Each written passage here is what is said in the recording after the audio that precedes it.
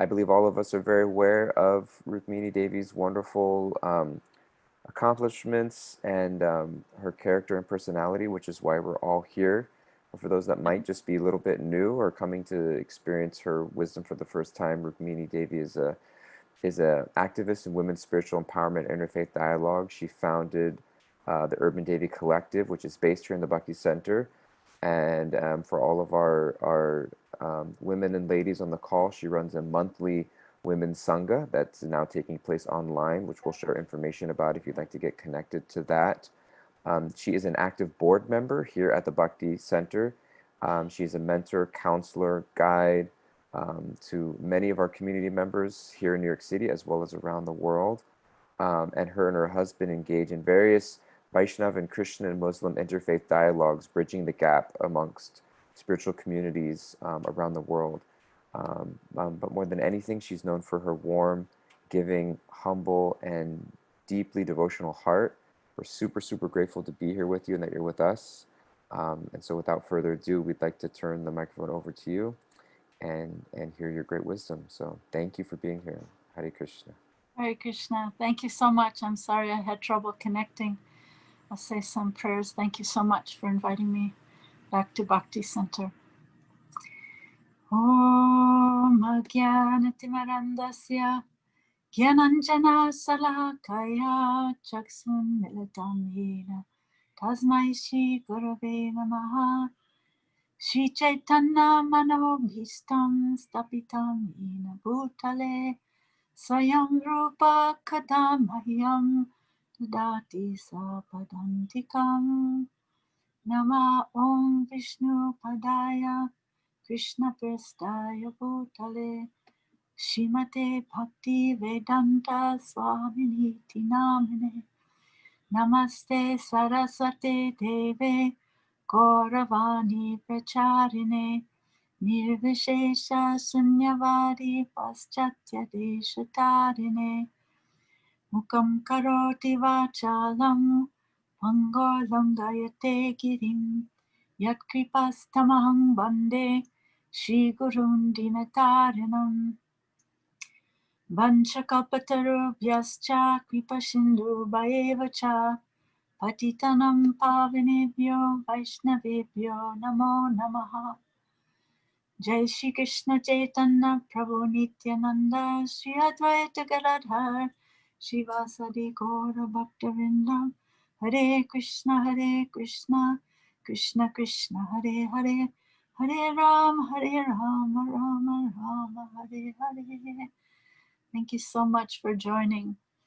Yeah, these are a very beautiful and important part of Srimad Bhagavatam. I've been asked to go over Srimad Bhagavatam 10th chapter, 10th canto, 14th chapter, verses number 1 through 13. This chapter is called Brahma's Prayers to Lord Krishna. And some of these verses in this section that I'll be discussing are some of the most pivotal and most quoted verses in the whole Srimad Bhagavatam. In this, just to give a little update, backstory, I'm going to read this first paragraph of the purport of text number 1. This is text number 1, 10th canto, chapter 14, text number 1. Srila Prabhupada says, in the previous chapter, Brahma, the creator of the universe, tried to bewilder the Supreme Personality of Godhead, Lord Krishna, by stealing his cowherd boyfriends and calves. But by a slight exhibition of Krishna's own mystic potencies, Brahma himself was completely bewildered, and now with great humility and devotion, he offers his humble obeisances and prayers to the Lord. So just imagine this. Krishna is standing there looking like a little simple village boy. He's holding in his hand this kind of drippy mixture of sweet rice and yogurt. You can imagine a little boy is holding something like that. It's kind of dripping through his fingers. And he's so beautiful. He's got a garland of forest flowers around his neck, so simple. Just a simple, tiny village boy herding cows with an ordinary bamboo flute. And he's got these earrings made of gunja berries. I don't know if any of you have seen these berries that grow in Vrindavan. They're red and they have a little black kind of eye. Sometimes they have a little white dot on them. They're called gunja. And they're very sacred to Krishna. They kind of actually represent the union of Radha and Krishna. So he's wearing these berries, these gunja berry earrings, and his dhoti is, his garment is shining like lightning, and he's got this little simple peacock feather, and it put yourself in the shoes of Lord Brahma. He's not only the smartest person in the room, but he's the smartest person in the whole universe. And there's a simple boy who's supposed to be God, the original supreme person. I mean, put yourself in his shoes, right? You sort of know it. You've heard it, but come on. You yourself are an accomplished mystic. Why not try to show a few of your own mystic tricks and just kind of test him out, see what happens, right? If you put yourself in Brahma's shoes. But then what happens is that Brahma himself gets shown up. He gets sort of bamboozled and tricked by Krishna's superior supreme mystic powers. So this is what happens when we try to cheat Krishna. Sometimes we can see this happening in our own lives. We try to cheat Krishna, but we ourselves become cheated. So this is the egoistic mistake of Brahmaji, the most exalted person in the universe. He's the original progenitor. He's the one who has the task of populating the whole universe with all the diversity of species of life. He's called the Adi Kavi, the original person, the primeval Vedic scholar. I mean, talk about great scholars. He's the best, right? He's called the forefather. He's called the grandfather of all living beings, sub-creator of the universe.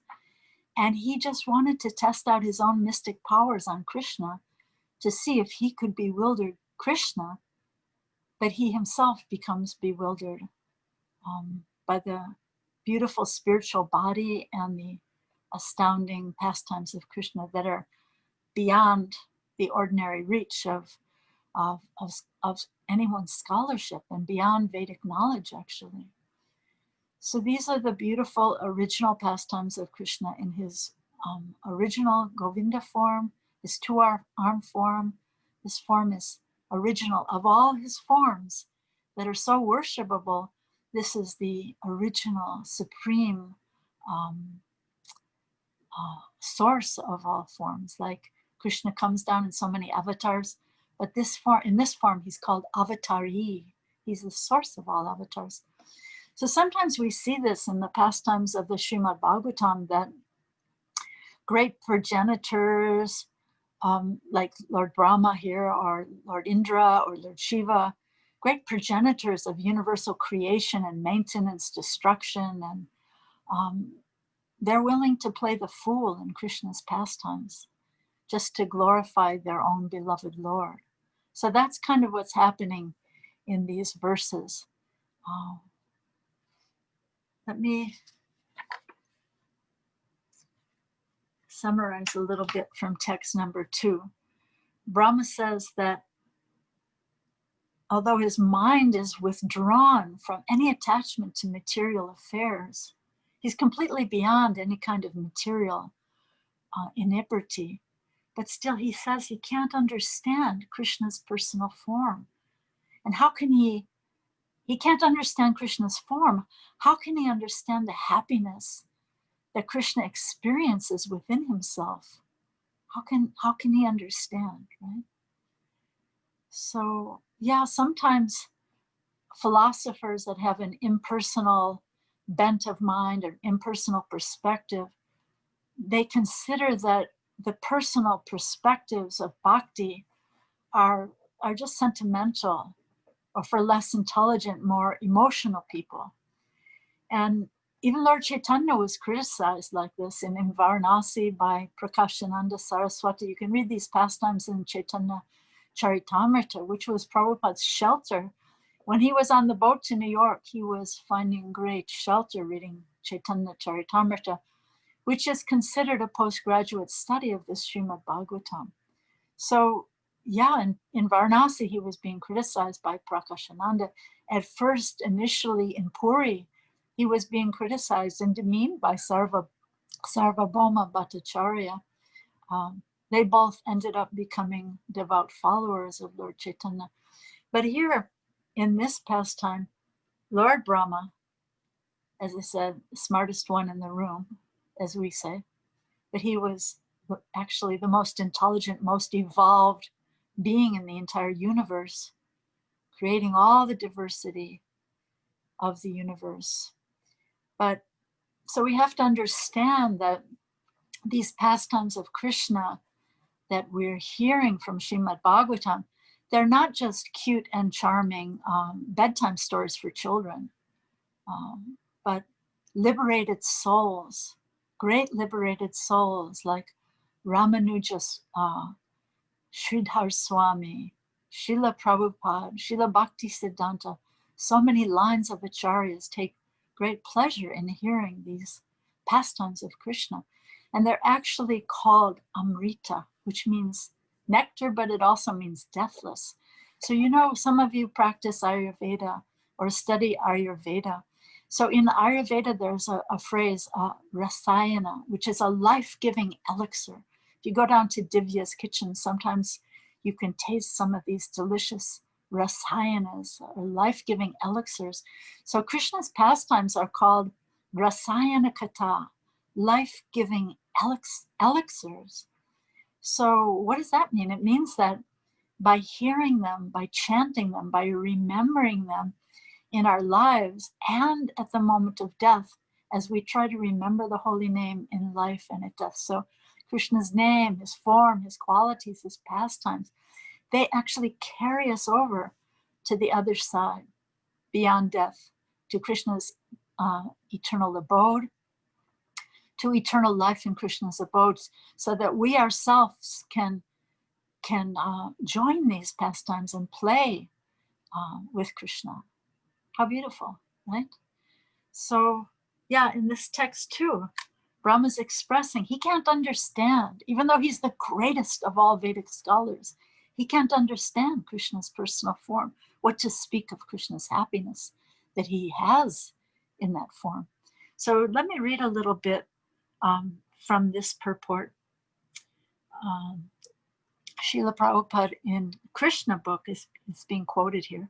Srila Prabhupada explains that in the present verse, Lord Brahma expressed the following prayerful sentiment. Your appearance to Krishna, your appearance as a cowherd child is for the benefit of the devotees. And although I have committed offenses at your lotus feet by stealing away your cows, boys, and calves, I can understand that you are now showing me your mercy. That is your transcendental quality. You are very affectionate toward your devotees, yet in spite of your affection for me, I cannot estimate the potency of your bodily activities. It is to be understood that when I, Lord Brahma, the supreme personality of this universe, cannot estimate the childlike body of the supreme personality of Godhead, then what to speak of others? If I cannot estimate the spiritual potency of your childlike body, then what can I understand about your transcendental pastimes? So then a little bit further down in this purport, it's explained, when Brahma disrespected the supreme status of the personality of Godhead, Lord Krishna first bewildered him by exhibiting the Lord's own transcendental power. Then, having humbled his devotee Brahma, Krishna gave him his personal audience. So so beautiful to understand these intimate pastimes of the Lord. We understand He's the Supreme Being, but these pastimes show us how He is being the Supreme Being. How does He do that? What does He do? What's His name, His form, His qualities, His pastimes? We're getting an intimate look into His personal life, the personal life of the Supreme Person. So then in text number 3, and again, this text number 3 is one of the most pivotal, quintessential verses of Srimad Bhagavatam that's often quoted by Srila Prabhupada, by many great acharyas in their commentaries on Srimad Bhagavatam, great teachers, and even quoted by Lord Chaitanya himself. So let me read. I'm going to read this text, and I want to read this whole purport. It's not very long, but let's just really focus in. Sometimes it's hard to listen to reading, but this verse is so important. Let's read the verse and the whole purport. Okay, here's the verse. Those who, Lord Brahma is speaking, those who, even while remaining situated in their established social positions, throw away the process of speculative knowledge and, with their body, words, and mind, offer all respects to descriptions, he's speaking to Krishna, of your personality and activities, dedicating their lives to these narrations, which are vibrated by you personally, as in Bhagavad Gita, when Krishna speaks personally, and by your pure devotees. Those people certainly conquer your lordship, although you are otherwise unconquerable by anyone within the 3 worlds. So, 3 worlds means the higher planets, the heavenly planets, the lower planets, the hellish planets, the middle planets. Earth, the Earth that we're on, is considered one of the middle planets. So yeah, so let me go on with this purport. Okay. Here, the word Udopassia clearly indicates, what does Udopassia mean? Udopassia means giving up completely, okay? So, clearly indicates that one should not even slightly endeavor to understand the absolute truth by the process of mental speculation, for it invariably carries one to an imperfect, impersonal understanding of God. The word jivanti means live, okay, indicates that a devotee who always hears about Lord Krishna will go back home, back to Godhead, even if he can do nothing except maintain his existence and hear topics concerning the Lord. Srila Sanatana Goswami has explained the words Tanu Van Manobir by body, words, and mind in 3 ways. In reference to devotees, through their body, words, and mind, they are unable to conquer Lord Krishna. Thus, becoming perfect in Krishna consciousness, they can touch his lotus feet with their hands, call him to come with their words, and attain his direct audience within their mind, simply by thinking about him. In the case of non-devotees, the words Tanuvan Manobi by the body refer to the word Ajita, unconquered, and indicate that those not engaged in the loving service of Lord Krishna cannot conquer the absolute truth by their bodily strength, verbal expertise, or mental power. Despite all their endeavors, the ultimate truth remains beyond their reach. In reference to the word jita, or conquered, the words Tanuvan Manobi indicate that the pure devotees of Lord Krishna conquer his body, mind, and words. Lord Krishna's body is conquered because he always remains by the side of his pure devotees. Lord Krishna's words are conquered because he always chants the glories of his devotees. And Lord Krishna's mind is conquered because he always thinks about his loving devotees. Srila Vishwanath Chakravarti Thakur has explained the words Tanuvan Manobi in regard to the word namanta, or offering obeisances. He explains that the devotees can take full advantage of the transcendental topics of the Lord by offering all respects to those topics with their body, words, and mind. One should engage his body by touching the ground with his hands and head while offering obeisances to the topics of the Lord. One should engage his words by praising transcendental literatures such as Bhagavad Gita and Srimad Bhagavatam, as well as the devotees who are preaching such literatures. And one should engage his mind by feeling great reverence and pleasure while hearing the transcendental topics of the Lord. In this way, a sincere devotee who has acquired even a small amount of transcendental knowledge about Lord Krishna can conquer him and thus go back home, back to Godhead for eternal life at the Lord's side. How beautiful. Just imagine eternal life at the Lord's side. So just to expand upon this beautiful, important verse, really a verse to be read and reread, a verse to be memorized. If some of you like to memorize verses, this is an important verse to memorize. So in the Chaitanya Charitamrita, there's a beautiful pastime of Lord Chaitanya acting as a student to his devotee Ramananda Roy, his great devotee Ramananda Roy. Ramananda Roy was one of the 4 devotees that Lord Chaitanya cloistered himself with in the last years of his life in the Gundicha Mandir, not Gundicha Mandir, in the Gambhira. So Lord Chaitanya wasn't seeing the public in the last years of his life. He was only spending time discussing the most intimate pastimes of Krishna with his beloved Ramananda Roy, who is Vishaka in the pastimes of Krishna, with Swarup Damodar, who is Lalita in the pastimes of Lord Krishna, and with just a few other devotees.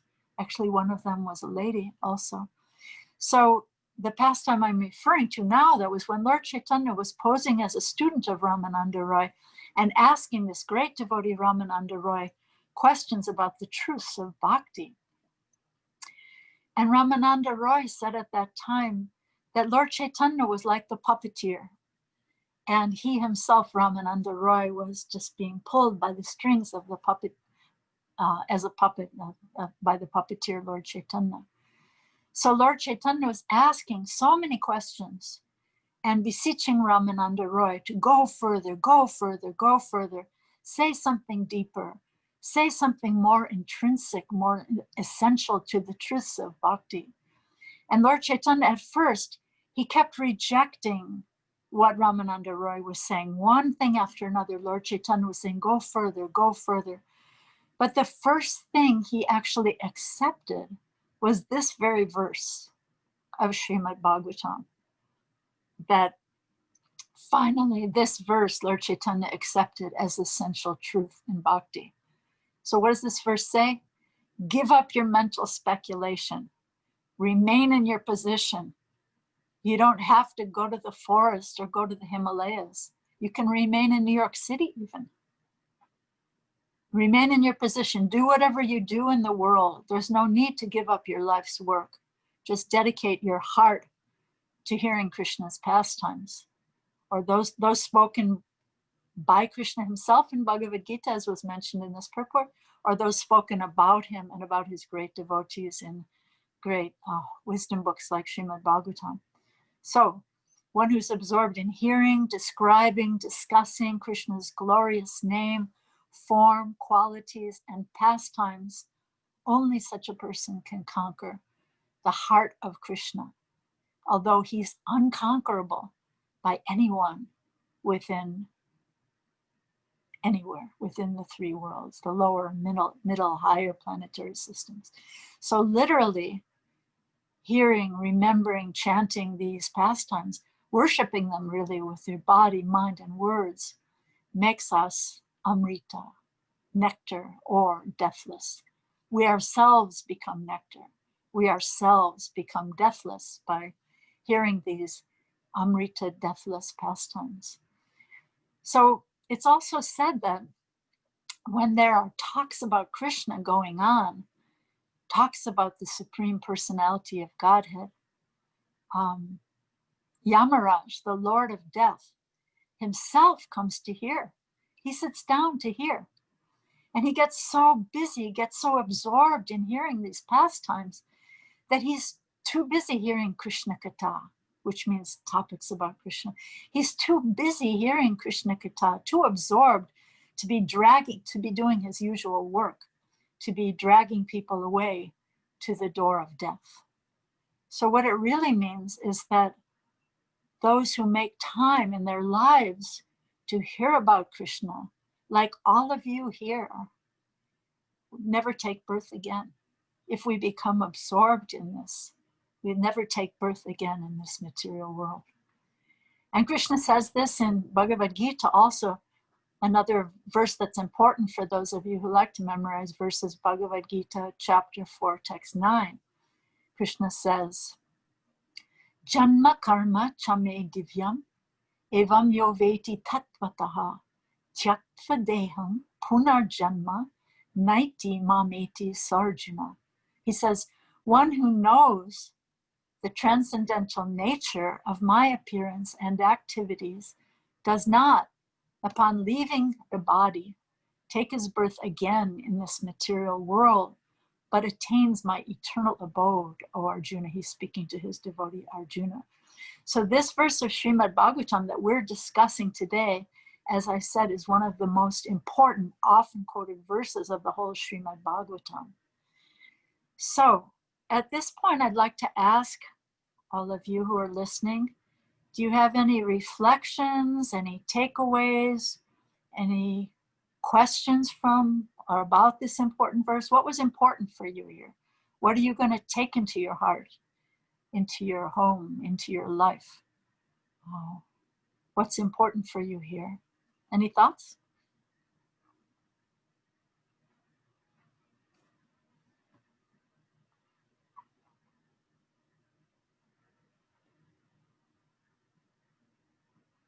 Something that I really deeply appreciated, Rukmini Prabhu, especially from the verse in Srimad Bhagavatam that you were quoting, is in 10.14.3, that it was mentioning those who, even while remaining situated in their established social positions, throw away the process of speculative knowledge and with their body, words, and mind offer all respects to Krishna. Because it's something that I interact with so much with so many people who, asking this question of balance, kind of like this spiritual material life balance, so to speak. And what I find so encouraging is that we can continue on living the life that we're living, but we're just continuously kind of throwing ourselves at Krishna, and everything eventually kind of, Krishna receives us at some point. But, a lot of people feeling, especially like I lived in an ashram for a period of time where people say, I want to go live in an ashram, I want to do this, or I want to do that. But it's kind of just encouraging. You can just stay exactly where you are. I was just listening to the song actually yesterday by your son, Gauravani, the train song, which is in his last album, The Hanuman. This train doesn't stop for death. And I just kind of thinking of just get on the mercy train and keep going. You don't have to change anything in your life necessarily, but just like there's a mercy train that's calling you on board, and just throw yourself on the train and throw yourself on Krishna, and don't worry about all the material details. It'll work itself out. Yeah. I really appreciated finding a verse that kind of elucidated that in the Bhagavatam. Yeah. Hold on to it. Thank you. It's so true. It's so true. Those gospel songs, I mean, imagine the pain and suffering of the people who were slaves in this country, and they were pouring their hearts out in these songs. And get on the gospel train, just get on. And this is bhakti. They were practicing pure bhakti. Maybe they didn't know the word bhakti, but they were practicing pure bhakti. And this is bhakti because other processes of yoga say, yeah, you have to leave your family, you have to go to the Himalayas, you have to give up everything. There's no question of family or home or having a job in New York City. You got to leave. But the bhakti path is not like that. So I love what you said about just throw yourself on the mercy train. That's so beautiful. And that actually points to the next verse. But are there other questions or thoughts or takeaways from this verse? Anything else? I have a reflection. Can you hear me? Yes. Rukmini? This is Raja Sheila. Hi. Haribol. So I do always appreciate hearing that that we may not take birth again in this material world, but there is a big but there, because it says, one who knows the transcendental nature of my appearance and activities does not, upon leaving the body, take birth again. So there's a whole, there has to be commitment, dedication, the chanting and hearing and reading, and there's many things that we do have to participate in. So I appreciate hearing not taking birth again, and it is a process, though, is it not? Yes. Mhm. So that's sort of a question and reflection at the same time. It's a process. So each step each step by step we take to get on the mercy train is taking us closer, right? So in the Yes. spiritual world, in a sense, time is eternal. So depending on where we have focused our mind and senses and desires, I always like to think of the writings of the great American humorist Mark Twain. He wrote a book called Letters from the Earth, and he kind of poked fun at the idea of people who were full of material addictions, being up in heaven, being happy, just playing on a harp or something. So yeah, Krishna really has to allow those who want to be there into his spiritual realm. So depending on where our hearts are, Krishna will send us, because love can't be forced, and our destinations in love can't be forced either. So when we bring our hearts, our words, our mind to this ultimate destination, the more we can do that, the more we can even pray to Krishna to ask him, I don't understand fully about your name, form, qualities, pastimes. I don't understand in truth, but please help me, show me what I'm doing wrong. Because Krishna's sitting in our hearts, right? And he's waiting to hear what we desire. So if this is our desire, Krishna will show us the next steps. But time is eternal. Once we've taken one step, then those next steps will come either in the very next, we will take our very next life in Krishna's abode, or maybe very soon, depending on how unalloyed our desires are, right? Thank So, you. sure, Thank you. you're on the mercy train for sure. So, Yay. should I go on? Is there anybody else have a thought? Should I continue on?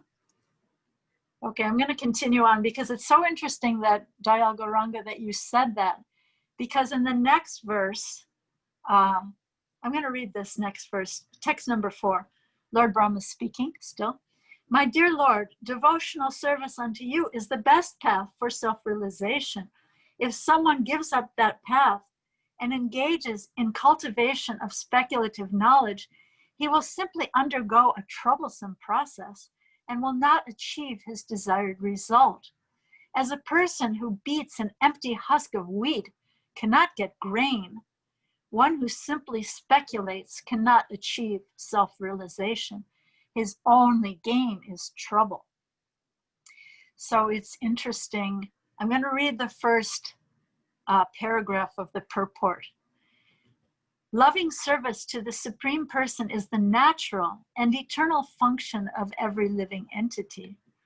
If a person renounces his own constitutional function and instead laboriously seeks so-called enlightenment through impersonal speculative knowledge, his result is simply the trouble and bother that come from following an artificial process.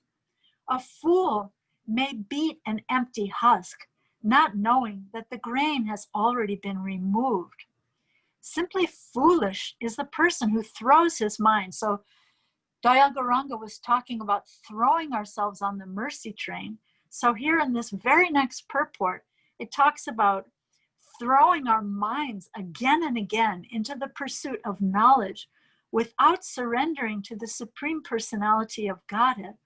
For it is the Supreme Personality of Godhead who is the very substance and goal of knowledge, just as grain is the substance and goal of the entire agricultural effort.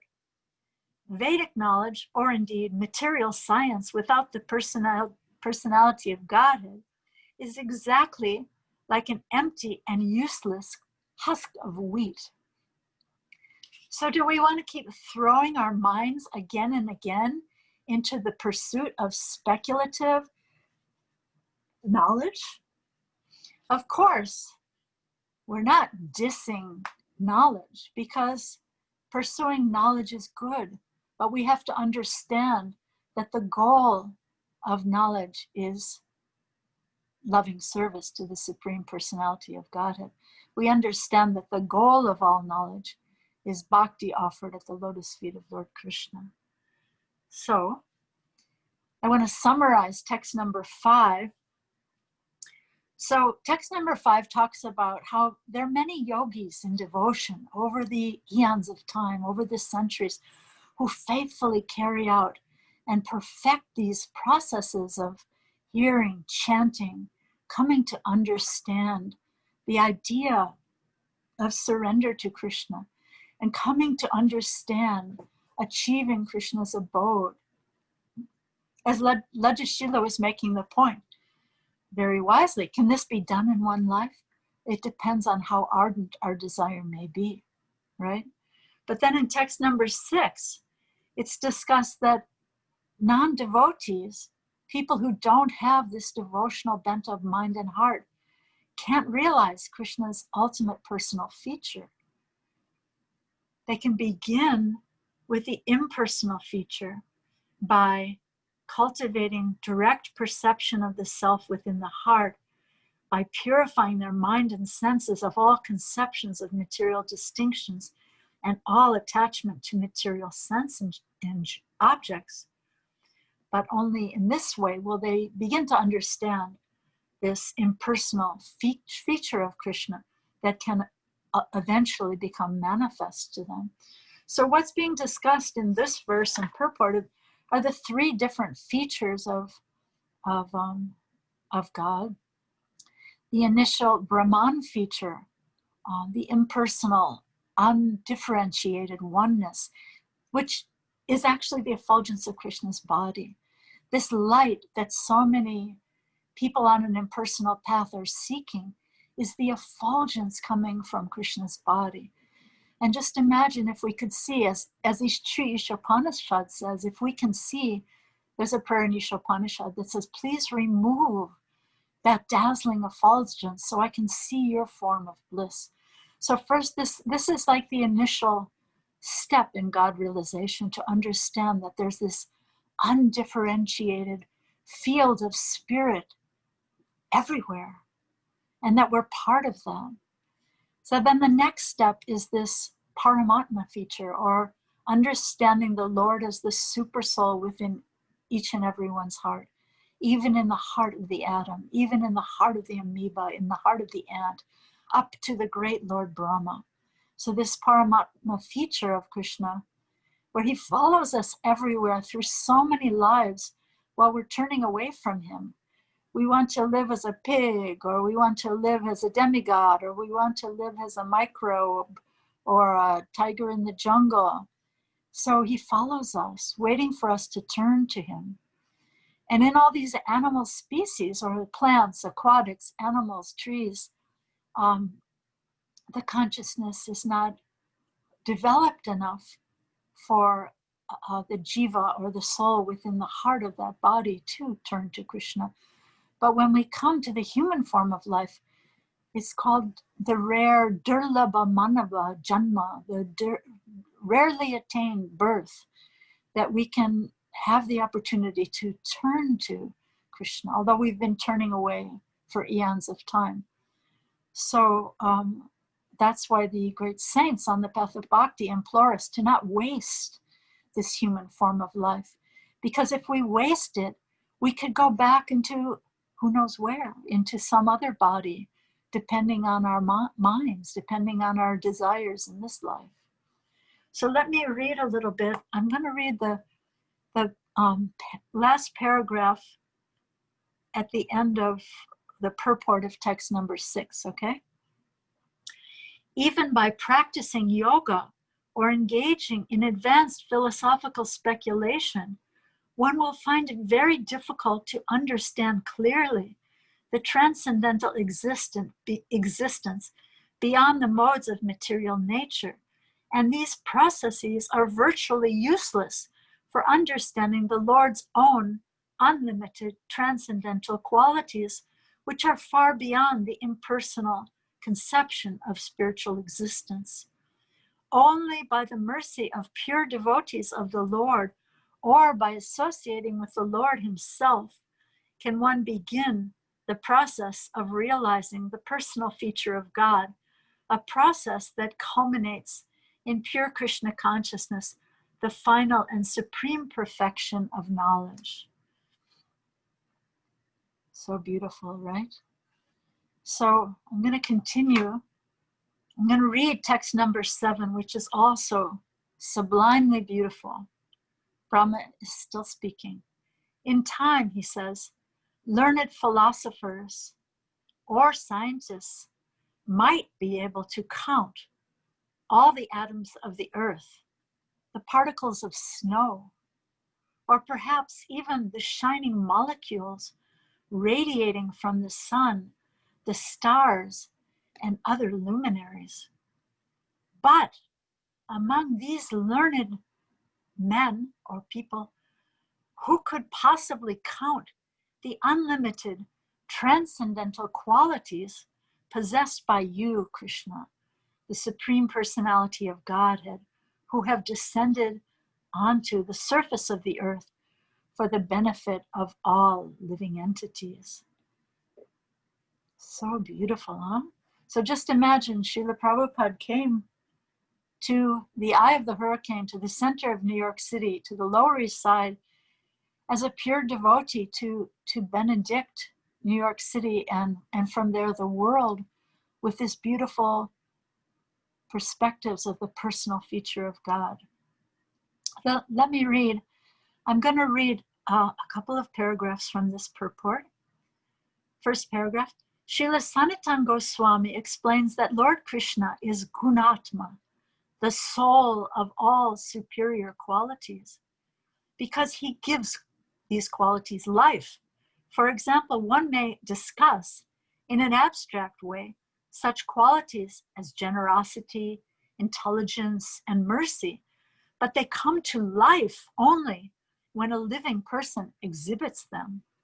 Thus, Lord Krishna is Gunatma because he descends to the material world and reestablishes religious principles by exhibiting all godly qualities himself and inspiring them in others.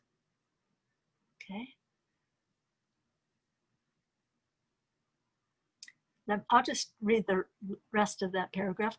A living entity who develops the transcendental qualities found in the Lord receives immeasurable benefit and eventually goes with the Lord back to his own abode, where all living beings are liberated and fully endowed with the transcendental nature. Here's the next paragraph. Srila Sanatana Goswami further explains that the Lord manifests, and this is so unique, please listen closely, that the Lord manifests a specific spiritual quality for the benefit of each living entity. Since there are innumerable living entities within the confines of the material creation, the Lord manifests infinite qualities. He manifests a specific spiritual quality for the benefit of each living entity. Yes, Thus, every conditioned soul can appreciate the Supreme Lord in a particular way. Isn't that amazing? So, we are just like snowflakes, right? Each one is unique, and each one of us can be attracted by a unique quality of Krishna meant for us alone. Amazing, right? This is so amazing. And let me read this last paragraph. So, according to Srila Vishwanath Chakravarti Thakur, great personalities like Lord Sankarshan actually have counted the number of atoms on the earth and even the molecules of the entire universe. Yet, even such a personality as Sankarshan, who has been continuously chanting the glories of the Lord since time immemorial, has not even approached a final count of those glories. Wow, right? And I'm going to read you the last paragraph of this beautiful purport. Lord Krishna exhibits his most amazing, astonishing qualities during his childhood pastimes in Vrindavan, where he steals butter from the cowherd ladies, dances with his girlfriends, and plays with his cowherd boyfriends as their most dear companion. Although appearing like ordinary human activities, such sublime pastimes embody Lord Krishna's immeasurable and innumerable beautiful transcendental qualities, which are the life and soul of the pure devotees. How amazing, right?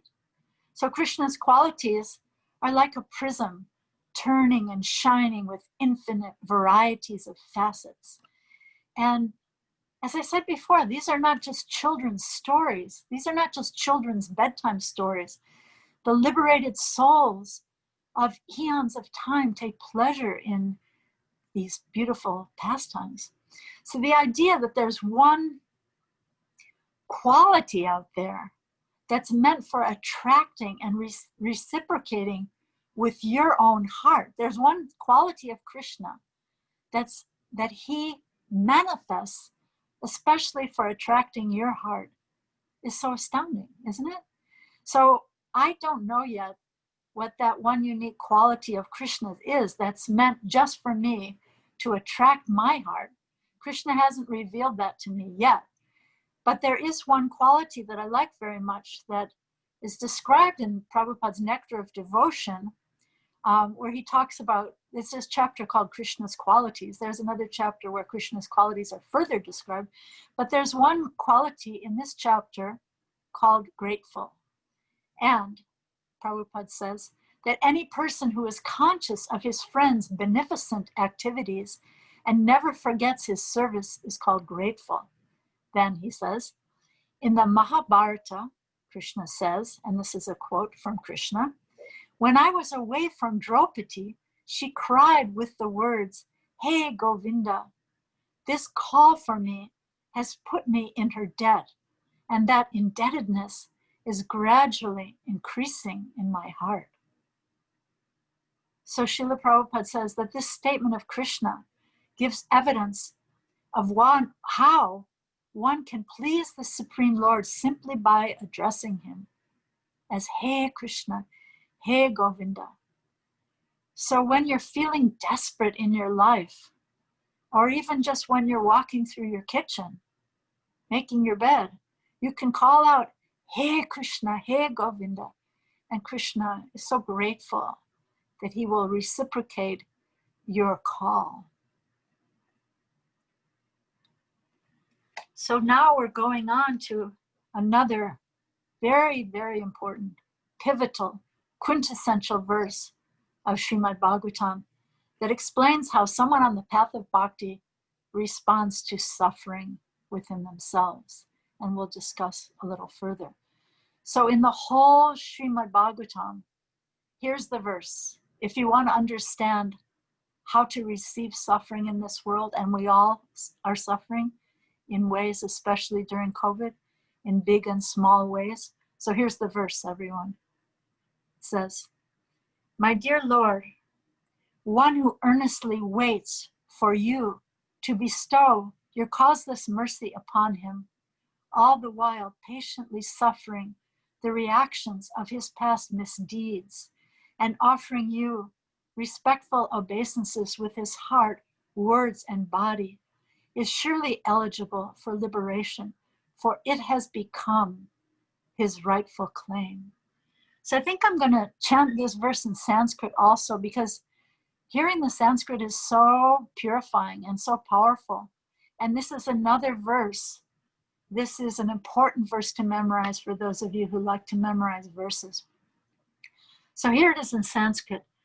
Tate nukampam susumikshamano bunjana evatma kritam vipakam hridvag vapur vir vidadan namaste jivete yo mukti pade sadhaya bhak. So what the verse is saying is that is just by remaining alive in bhakti, just by keeping your bhakti practice alive, like a good son or daughter. Like traditionally in India, a son would inherit the property of the father. But have you heard that recently the Supreme Court in India has changed the law? It's a good thing. And now a daughter now also has equal rights to the property, equal to the rights to those of a son. So just like a good daughter or son naturally inherits the property of the father, a devotee, just by remaining alive in Krishna consciousness, just following the principles of bhakti, even when you don't feel like it, sometimes you don't feel like picking up those japa beads, or you don't feel like tuning into Bhakti Center or Wisdom of the Sages or whatever, all the different wonderful Zoom calls. But just by remaining alive in this practice of bhakti, a devotee gets promoted to the kingdom of God, just like a son or daughter naturally inherits the property of a father. So I want to read this whole purport also, because it's very important, because this verse is talking about the correct mentality of a devotee regarding suffering, about dwelling in a place of gratitude to the Lord for minimizing our suffering, right? So I'm going to read you this purport, not so long. Srila Sridhar Swami explains in his commentary that just as a legitimate son, or I would add now daughter, has to simply remain alive to gain inheritance from his father, one who simply remains alive in Krishna consciousness following the regulative principles of Bhakti Yoga automatically becomes eligible to receive the mercy of the personality of Godhead. In other words, he will be promoted to the kingdom of God. The word susamikshamana indicates that a devotee earnestly awaits the mercy of the Supreme Lord, even while suffering the painful effects of previous sinful activities. Lord Krishna explains in the Bhagavad Gita that a devotee who fully surrenders unto him is no longer liable to suffer the reactions of his previous karma. However, because in his mind a devotee may still maintain the remnants of his previous sinful mentality, the Lord removes the last vestiges of the enjoying spirit by giving his devotee punishments that may sometimes resemble sinful reactions. The purpose of the entire creation of God is to rectify the living entity's tendency to enjoy without the Lord. And therefore, the particular punishment given for a sinful activity is specifically designed to curtail the mentality that produced the activity. Although a devotee has surrendered to the Lord's devotional service until he is completely perfect in Krishna consciousness, he or she may maintain a slight incarnation to enjoy the false happiness of this world. The Lord therefore creates a particular situation to eradicate this remaining enjoying spirit. This unhappiness suffered by a sincere devotee is not technically a karmic reaction. It is rather the Lord's special mercy for inducing his devotee to completely let go of the material world and return back to home, back to Godhead. Just gonna read the last part. Just as one cannot approach, I'll read the whole last paragraph, it's so beautiful. A sincere devotee earnestly desires to go back to the Lord's abode. Therefore, he or she willingly accepts the Lord's merciful punishment and continues offering respects and obeisances to the Lord with his heart, words, and body. Such a bona fide servant of the Lord, considering all hardship a small price to pay for gaining the personal association of the Lord, certainly becomes a legitimate son or daughter of God, as indicated here by the words Daya Bhak. Just as one cannot approach the sun without becoming fire, one cannot approach the Supreme Pure, Lord Krishna, without undergoing a rigid purificatory process, which might appear like suffering, but which is in fact a curative treatment administered by the personal hand of the Lord. Right? So, for example, when we're serving Krishna, when we're engaged in the service of Krishna, it's like a fan that's been plugged into a wall, but now the fan has been unplugged, right? So we see that the fan is still turning a bit even after it's been unplugged. So this is an example that's given about the residual turning of non-karma before it comes to a complete stop, right? So a devotee considers that whatever suffering I'm experiencing has been minimized by the grace of Lord Krishna. Have you ever been with a devotee who stubs their toe or burns a finger, and the devotee will say, oh, it could have been worse. Maybe I should have lost a leg or an arm, but Krishna has so kindly minimized it. So this is the attitude of a devotee about suffering within oneself, right? But what about speaking about the suffering of ordinary people, maybe those who are not yet realizing a devotional mood in their hearts yet?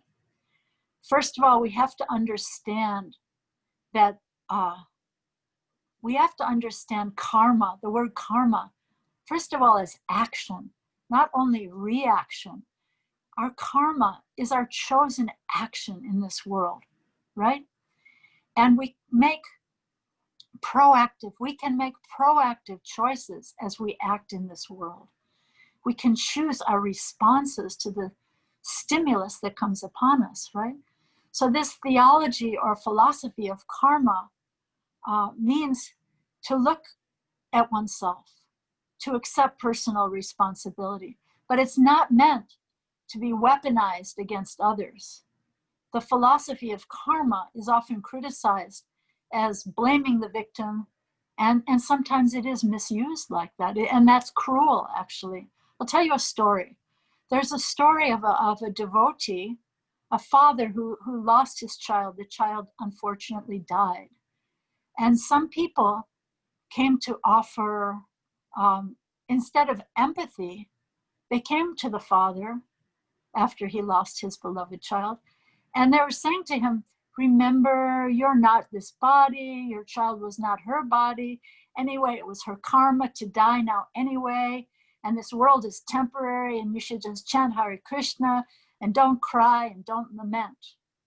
So this is an example of spiritual philosophy being deployed in an inappropriate or insensitive way, without regard for who or how, what this person's able to hear, or how this person needs to heal at this particular time. So this father actually felt that these people had not really come to offer friendship or support. So this philosophy it's like a powerful weapon in the hand of someone who doesn't know how to apply it. It's a dangerous misuse of philosophy, this philosophy of karma, which is about action and reaction. So sometimes people discuss, why do bad things happen to good people? Is God to blame?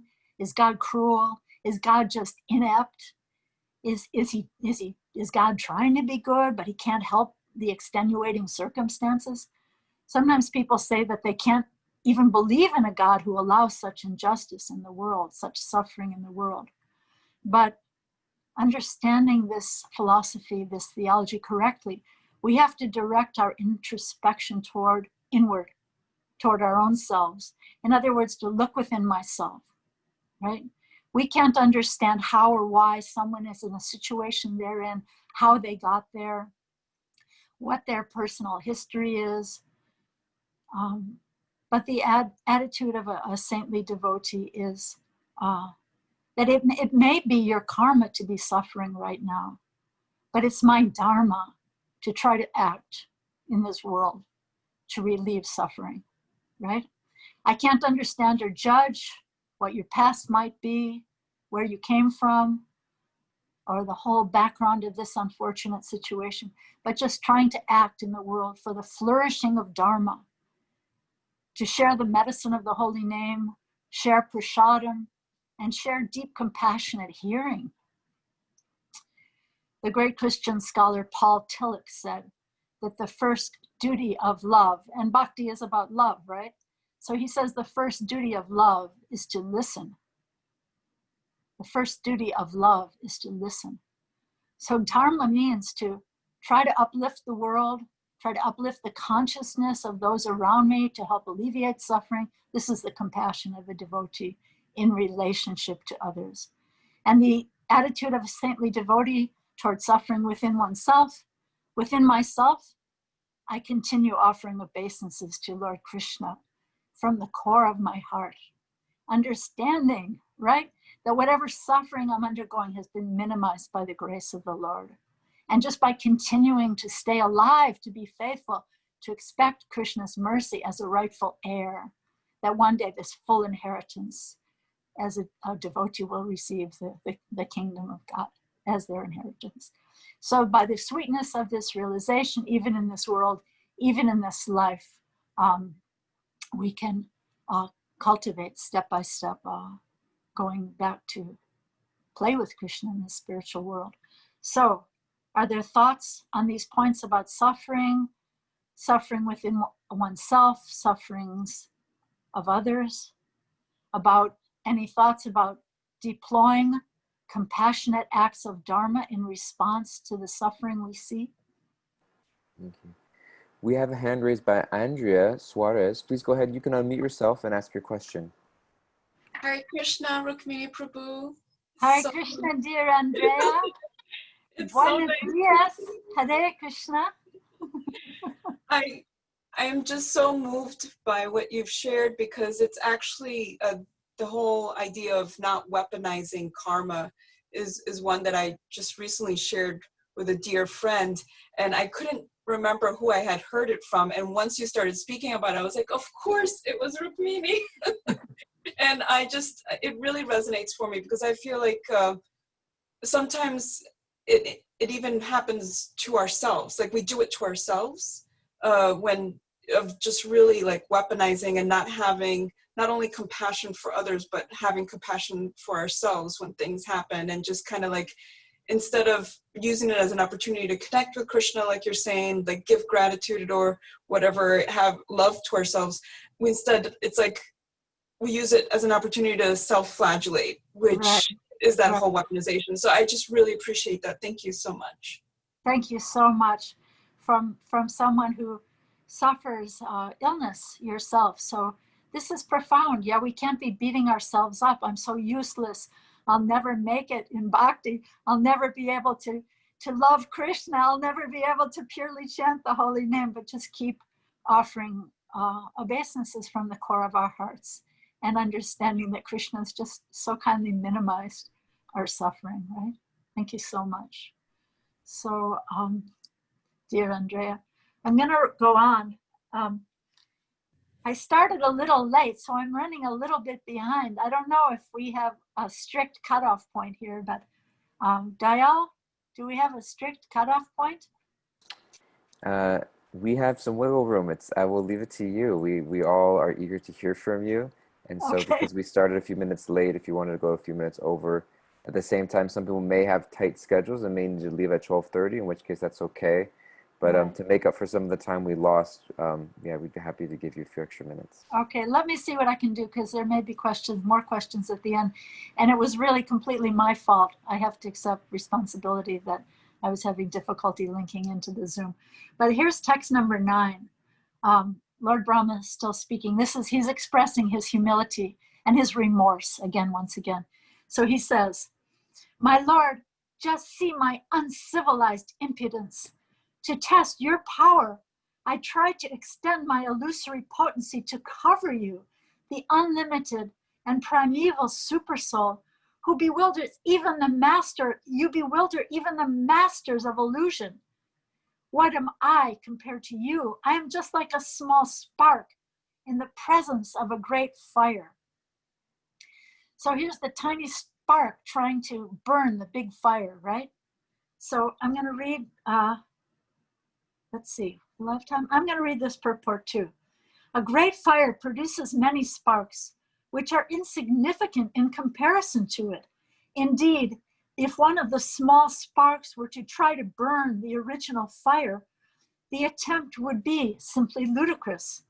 Similarly, even the creator of the entire universe, Lord Brahma, is an insignificant spark of the potency of God, and therefore Brahma's attempt to bewilder the Supreme Lord was simply ludicrous."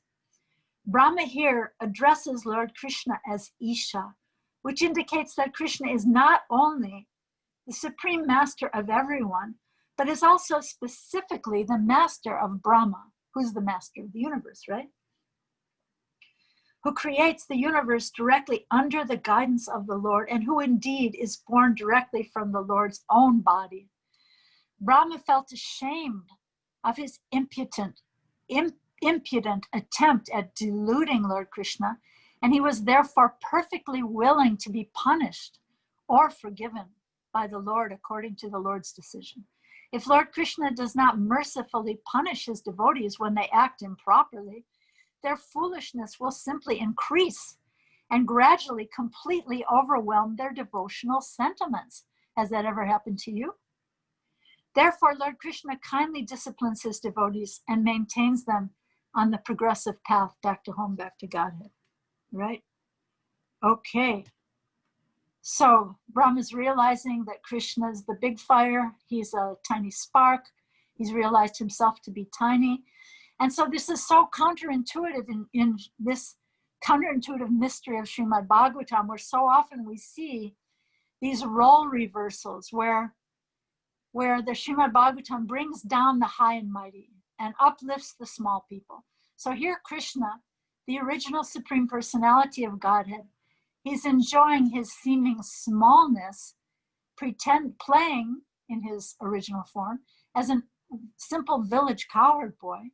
And he's standing hearing the prayers of the great progenitor, Lord Brahma, just like an ordinary village boy, holding a combination of sweet rice and yogurt dripping through his hand.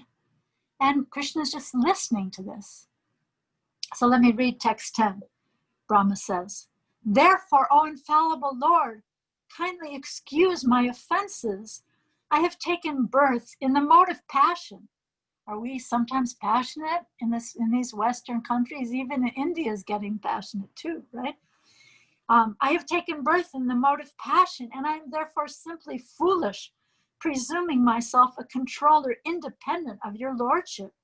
My eyes are blinded by the darkness of ignorance, which causes me to think of myself as the unborn creator of the universe.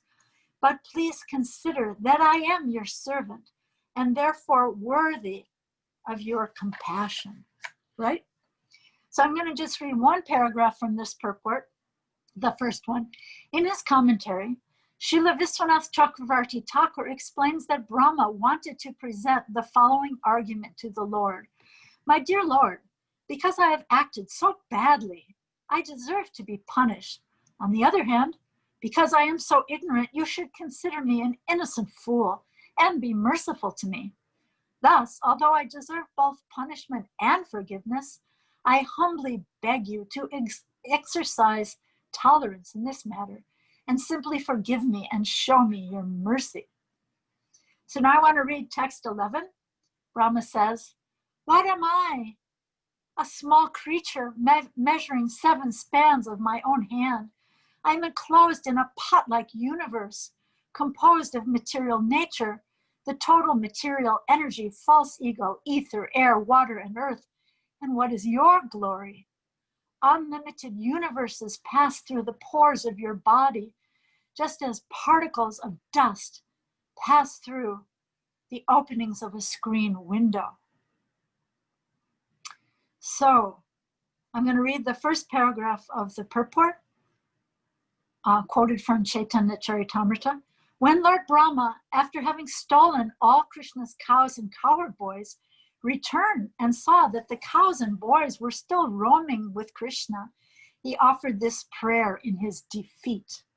A conditioned soul, even one so great as Brahma, who manages the affairs of the entire universe, cannot compare with the personality of Godhead.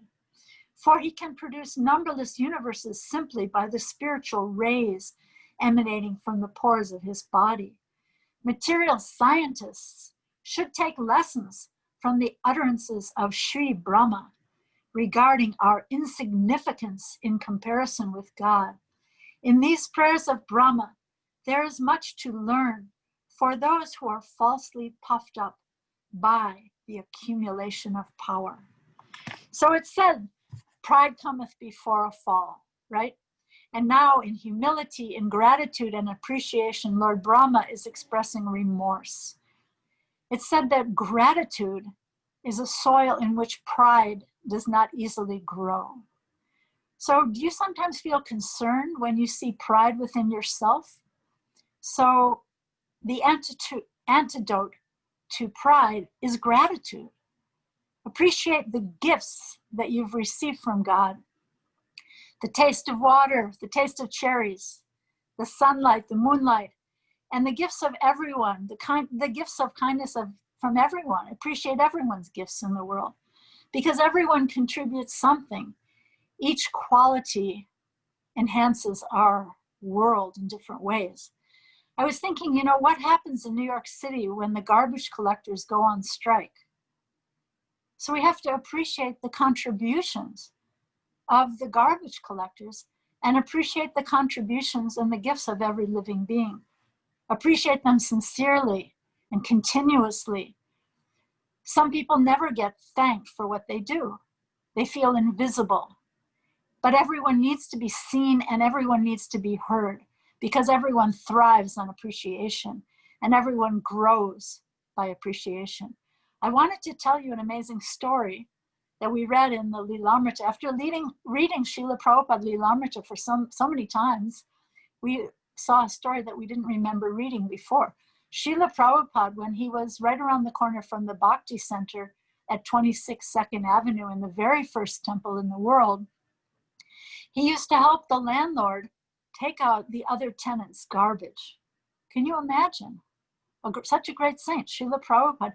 He came from Sri Vrindavan Dham, such an elevated saint and perfect Brahmin. He comes to New York City and he's taking out the garbage of these people. What might have been in that garbage?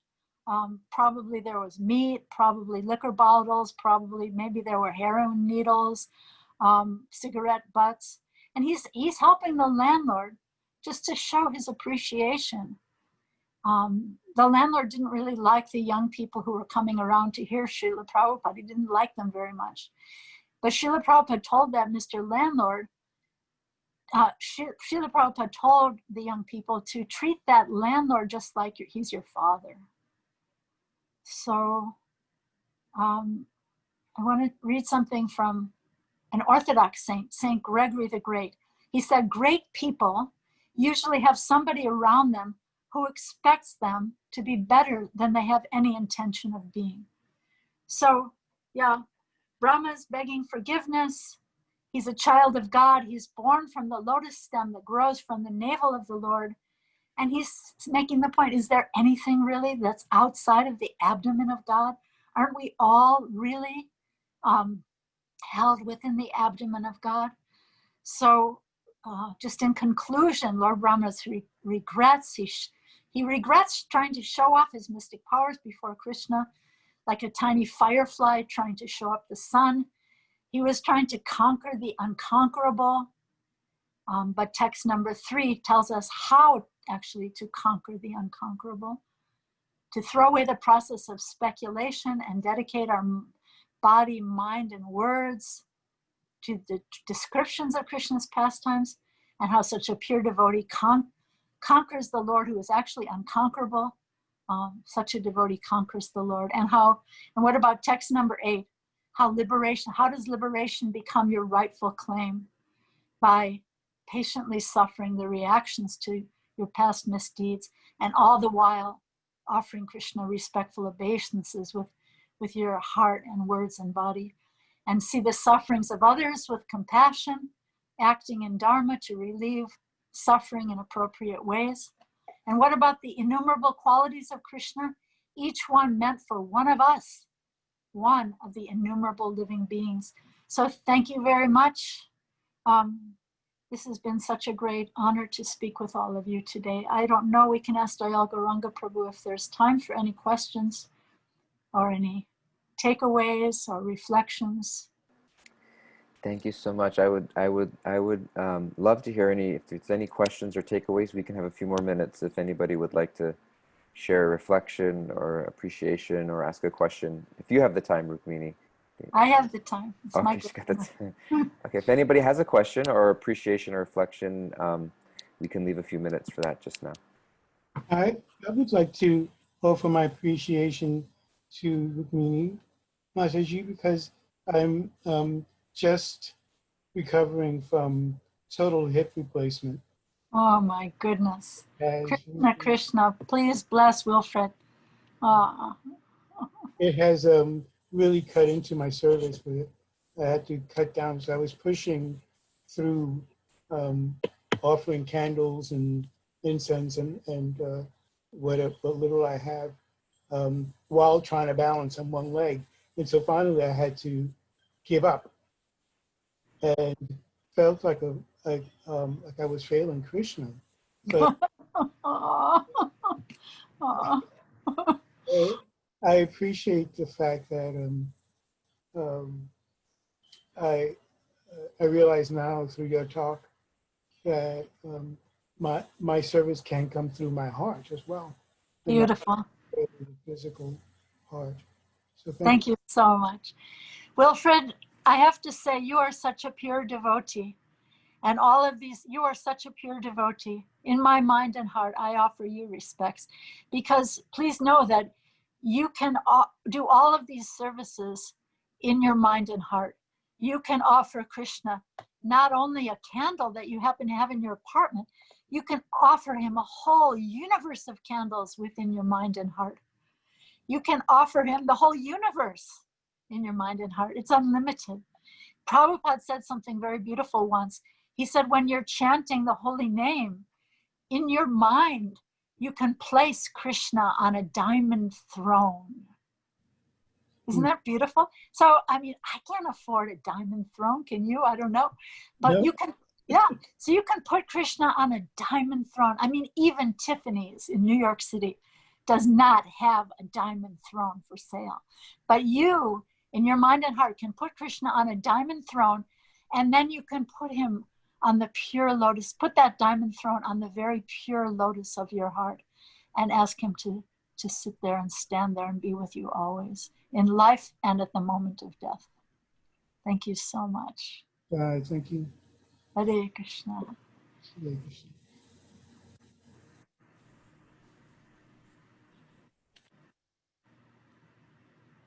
If anybody has one last question or comment or reflection, we'd be happy to take that. Takeaway or a takeaway, what was important for you here? Or a takeaway. That's the main thing, because what are you going to take with you and not forget? I think we have Venkatabato. You unmuted yourself, Prabhu? I did. Hare Krishna. Thank you so much. Hare Krishna. One of my favorite people. Hari Bol. Thank you for being here and for sharing so much sort of moving powerful, inspiring talk. So many takeaways, but right now what's kind of top of heart, as they say, is I'm just feeling a great sense of hope. I think your exploration of these prayers is so hope-giving. I think the prayers themselves are hope-giving, and you're bringing out that nature of them. So often I think in spiritual practices and even on the path of bhakti, it can feel quite discouraging, and it can feel like, there's so much that we have to do to somehow or other, be qualified or to, to make it. And that voice of insecurity, that inner critic says, it may work for others, but you can't hack it. You won't be able to do it. Why keep trying? And I feel like, in these prayers, you've really highlighted that the mood of bhakti is one of infinite hope. And Beautiful. so taking that away. Thank you. Thank you. From someone who gives me hope in my life, I appreciate that so much. And I wanted to say that there's a beautiful pastime of Ramanuja Acharya when he was speaking to his deity. And he said to his deity, what if your devotee is not able to remember you at the moment of death? And the deity spoke to him and said, then I will remember my devotee. So yes, it is hope-giving that Krishna is seeing our tiny services, even though we might ourselves feel invisible.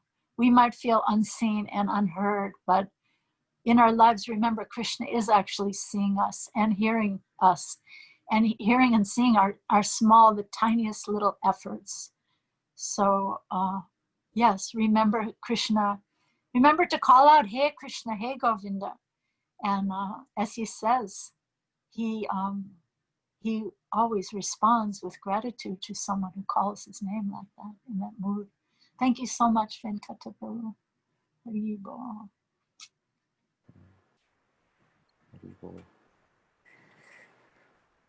Thank you so much, Rukmini Devi, for giving us your time, for giving us your smile, your deep glistening eyes filled with devotion.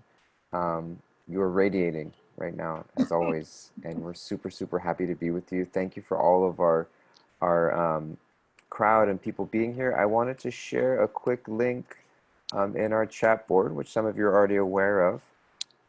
But there is Urban Devi, which is a monthly Sanga that Rukmini hosts, as well as sometimes other guest speakers are invited to attend. And the next one is going to be on August 30th. It'll be Meditations on Sri Radha, the original sacred feminine. It's 2 to 3:30 p.m. Eastern Time. It's free. It's through Zoom, but donations are welcome. And that is a Sanga that takes place once a month. Rukmini Devi, was there anything else that you would like to announce, how people can be in touch with you, stay in touch with you, support you, follow you? Sure. I have a Patreon page. If you'd like to partner with me on Patreon, it's patreon.com/Rukmini Walker. I would be so grateful. That enables me to do this bhakti work with my full heart, mind, and words and body. And one other thing is that we're having an Urban Devi retreat, which we did last year in upstate New York at a retreat center. This year it's going to be virtual, and it's, if you'd like to pencil it in, it's just for ladies, but it's October 17th. It's going to be from 8 a.m. until 5:30 p.m. with a break for lunch online. And the theme is, transformation, moving into autumn. So we're going to focus on the transformations, letting go of the temporary and going deep into the eternal as we move into autumn when the leaves are being released from the trees. So yeah, October 17th, please pencil that in. Thank you so much. Thank you, thank you, thank you. Wonderful, wonderful. Yes, and we will have we are working this week to get a promotional website for that October 17th date, but I'm glad you penciled it in there. Wonderful. And Dayal, could I mention one other thing? Of course. For those people who are Spanish speakers, I'll be doing a Zoom call on Saturday, August 22nd at 3 p.m. Eastern Daylight Time. And you can look on the urbandevi.com site for links to that. So it will be in English and then also translated into Spanish. So please invite your Spanish speaking friends to that Sangha. And one other thing I'll mention, I'm going to be interviewed by Kirtan London on Wednesday at 3:30 p.m. New York time. Beautiful, wonderful. I put the urbandevi.com link also there in the chat board. I imagine all those things can be followed there as well, the Spanish speaking and the wonderful. Thank you so, so much. It's beautiful to see your face, hear your voice, experience your presence even virtually. I'm so, so grateful for all of us who showed up and are present with us today. Please, please do keep in touch with Rukmini, follow her online, support her through Patreon. Oh, Brajarani, you also put a WhatsApp group there. Did you want to say something? Yes, I do. Thank you. Two things. One is for events for Rukmini, the most up-to-date place to go is the Rukmini Walker Facebook page. And to join our Urban Devi WhatsApp group, you'll see a link. If you're and this is a women's only group, you'll see a link that I posted a little further up. You can just click on that and you'll automatically, by that link, be in the WhatsApp group and get up-to-date information about what's going on with Urban Devi and what's going on with Rukmini, where you can find her. Well, thank you, Brajarani, very, very much. Okie dokie, everybody. Thank you all so much. Please have a wonderful rest of your day, afternoon, or morning or evening, wherever you may happen to be in the world. Thank you so much, Rukmini. Thank you. Yes, I'm happy to people would like to share their appreciation for Rukmini, a Haribol or a thank you. Haribol to all of you. Thank you so much. Haribol.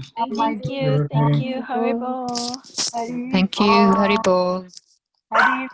Thank you very much. Hare Krishna. Thank you. Thank you. Yadunath and Ekanta Bhakti. Yes, she just stepped out, but she offers her respects. She is always in oneness in Bhakti. We try. Haribol. Thank you so much. Thank you. Hare Krishna. Hare Krishna. Sachipriya.